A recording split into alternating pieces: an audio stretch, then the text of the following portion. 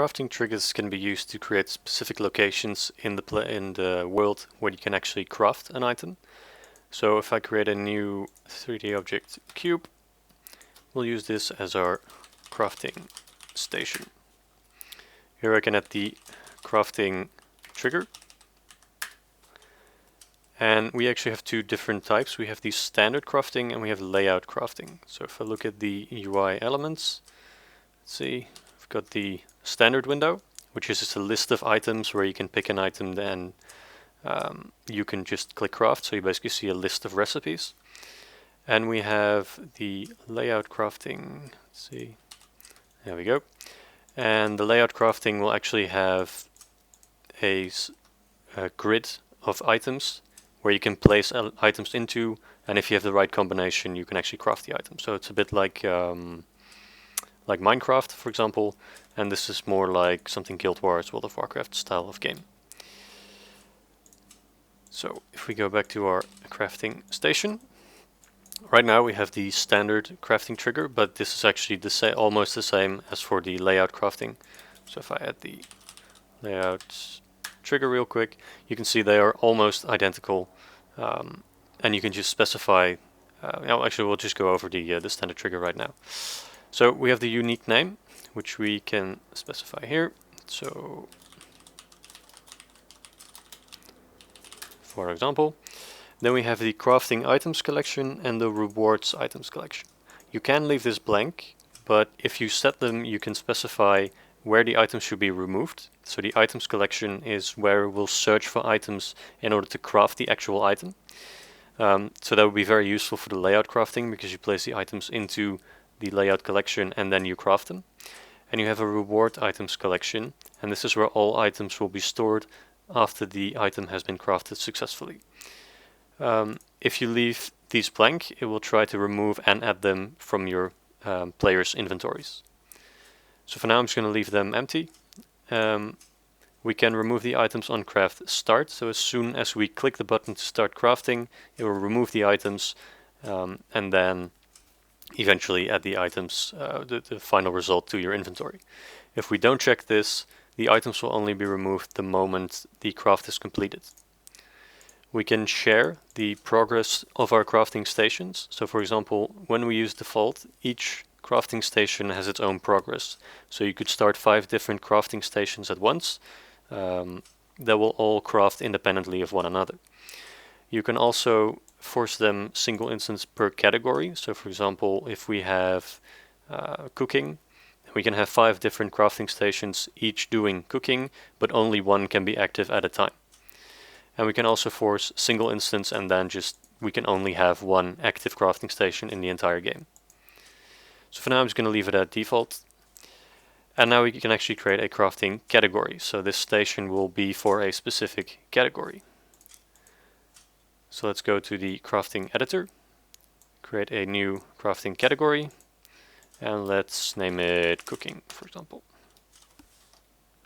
We can also scan our bank for items. So this will go through your bank searching for craft items. If not, it will only go through your inventory unless specified in our trigger that we only want to scan for a specific collection. And then we can also say the layout crafting size, so how big our grid will be for the layout crafting. In most cases you'll probably want it to be 3x3. So let's create our first blueprint. By default, the blueprint's name is the name of the result item that you get, or result items. But you can also specify your own name if you'd like to do so. So if you untick this, you can specify your own name and description here. And the category is automatically set based on the reward items category. But for now, I'll just let it generate its own name. So the player, did it learn the blueprint or not? So you can actually uncheck this and then later through code enable it so that your player learns certain blueprints throughout the game. We have the chance factor. This is how likely it is that the crafting will actually succeed or not. We have the crafting time duration. So for example, maybe it takes 5 seconds to craft this item. And in many games, when you start crafting an item, it slowly speeds up over time. So if you craft 20 items of the same item, it'll slowly speed up to a certain point. So we could say here that we want it to go 10% faster, so 1.1 times faster at every craft iteration, with a maximum of 3 times its normal crafting speed. So after 11.5267 times, the crafting will be 3 times as fast. So it will speed up the crafting process up to 3 times its original speed, which is 1.93 seconds after 10 crafts.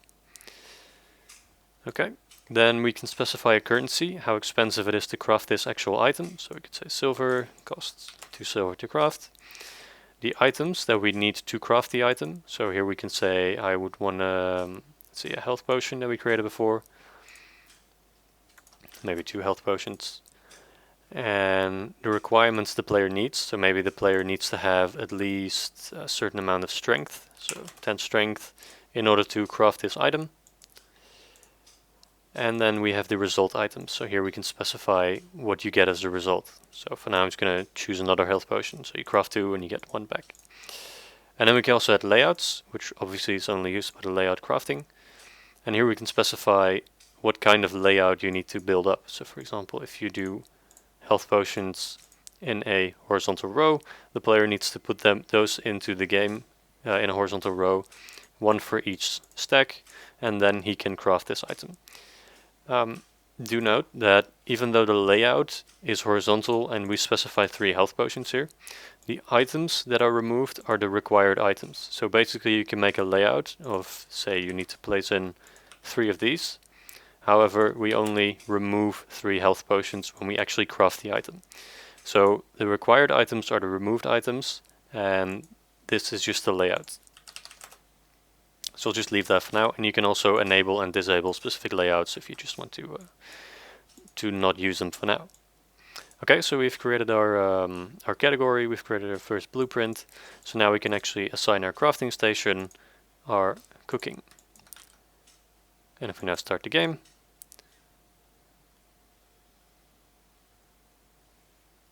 we can click our crafting station. Oh, I forgot to add the input handler. There we go.